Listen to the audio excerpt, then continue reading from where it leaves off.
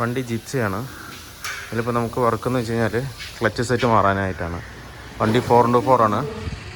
അപ്പോൾ clutch set മാറാനായിട്ട് നമുക്ക് 4x4ഉം അതുപോലെ തന്നെ ഗിയർ ബോക്സ് ഇറക്കേണ്ടതായിട്ടുണ്ട്. നമുക്ക് 4x4 മാത്രം ഇവിടെ നിർത്തിയിട്ട് വേണമെന്നുണ്ടെങ്കിൽ നമുക്ക് ഗിയർ ബോക്സ് ഇറക്കാൻ കുഴപ്പമില്ല.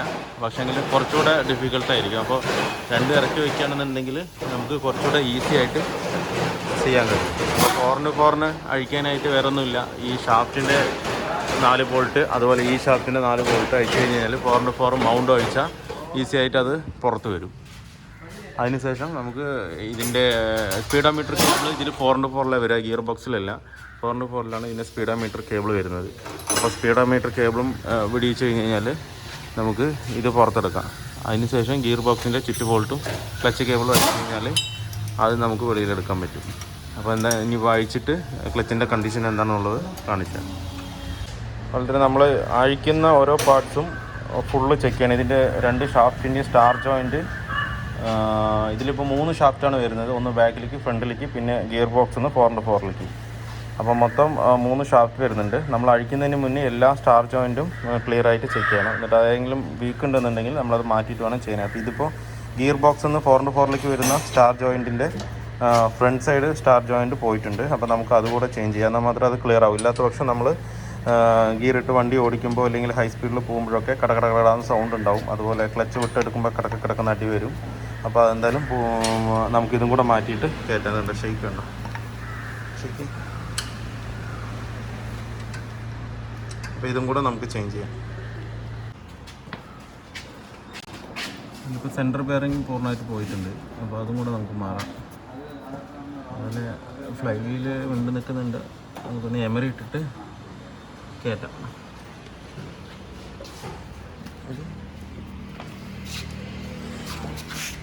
അതുപോലെ തന്നെ ക്ലച്ച് ഇതാണ് കണ്ടീഷൻ. മുഴുവനായിട്ടും പോയിട്ടുണ്ട്. ക്ലച്ച് ഫുള്ളായി തേഞ്ഞിരിക്കണം. ഉണ്ടോ? ഈ സൈഡ് ഒന്നുമില്ല. ഫിംഗറൊക്കെ ഡാമേജ് ആയിട്ടുണ്ട്. മാറ്റുമ്പോൾ നമുക്ക് ഫുൾ സെറ്റ്, ക്ലച്ചിൻ്റെ ഫുൾ സെറ്റ് മാറ്റി വിട്ടാം. Clutch cable, clutch set, release bearing അങ്ങനെയുള്ള എല്ലാം തന്നെ മാറ്റി വിടാം. ഇത് നല്ല സൗണ്ട് കേൾക്കണം.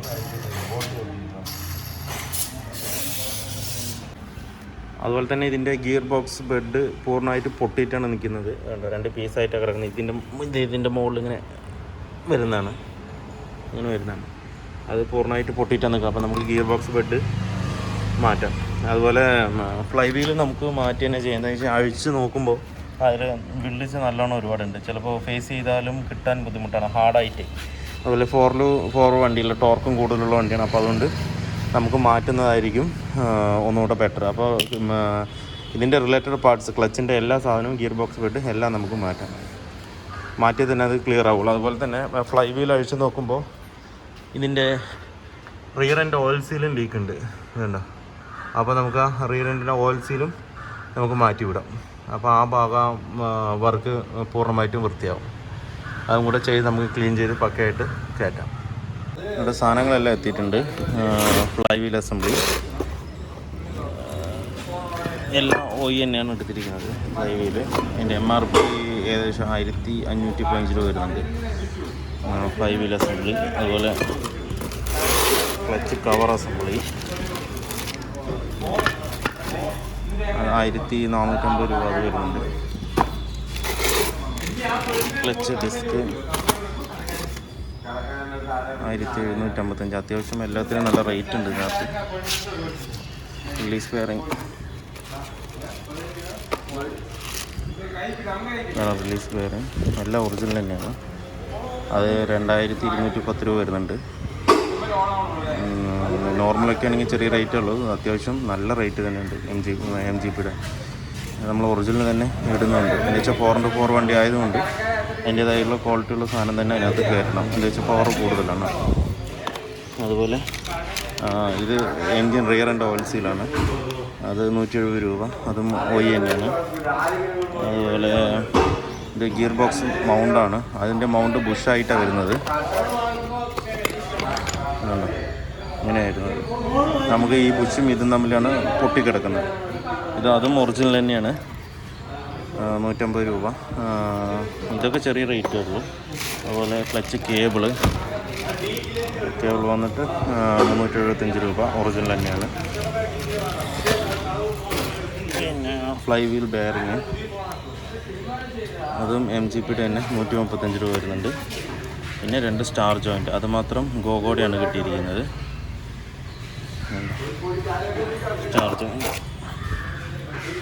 അപ്പോൾ ഇത്രയും സാധനങ്ങൾ എത്തി. നമുക്ക് ഇനിയിപ്പോൾ ഇതൊക്കെ ഒന്ന് ഇൻസ്റ്റാൾ ചെയ്യാം. നമ്മളിപ്പോൾ ഇതിൽ ഫ്ലൈ വീല് മാറിയിട്ടുണ്ട്. അതുപോലെ തന്നെ ഫ്ലൈ വീലിൽ വരുന്ന പൈലറ്റ് ബെയറിങ്, സെൻറ്റർ ബെയറിങ്ങും മാറ്റിയിട്ടുണ്ട്. അടുത്ത് നമ്മൾ ഗിയർ ബോക്സിൽ വരുന്ന റിലീസ് ബെയറിങ് മാറ്റി ഇപ്പോൾ ക്ലീൻ ചെയ്യുന്നുണ്ട്. റിലീസ് ബെയറിങ് മാറ്റി അതിൽ പക്ക ഗ്രീസിങ്ങും ചെയ്തിട്ടുണ്ട്. വർക്കുകൾ മൊത്തം കംപ്ലീറ്റ് ആയിട്ടുണ്ട്. ഗിയർ ബോക്സ് എല്ലാം കയറ്റി, മറ്റേ clutch set, fly wheel bearing, release bearing, അതുപോലെ ക്ലച്ചിൻ്റെ കേബിള്,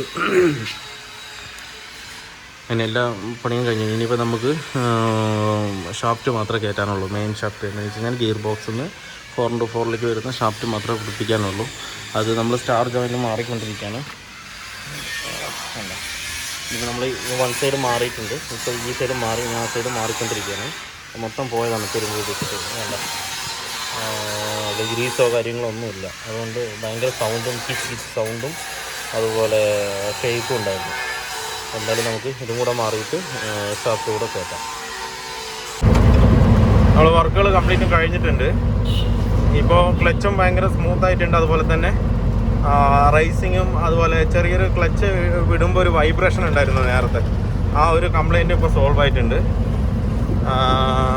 അപ്പോൾ എന്തായാലും ഇനിയിപ്പോൾ ഒന്ന് വാഷ് ചെയ്തിട്ട് വണ്ടി ഡെലിവറി ചെയ്യണം.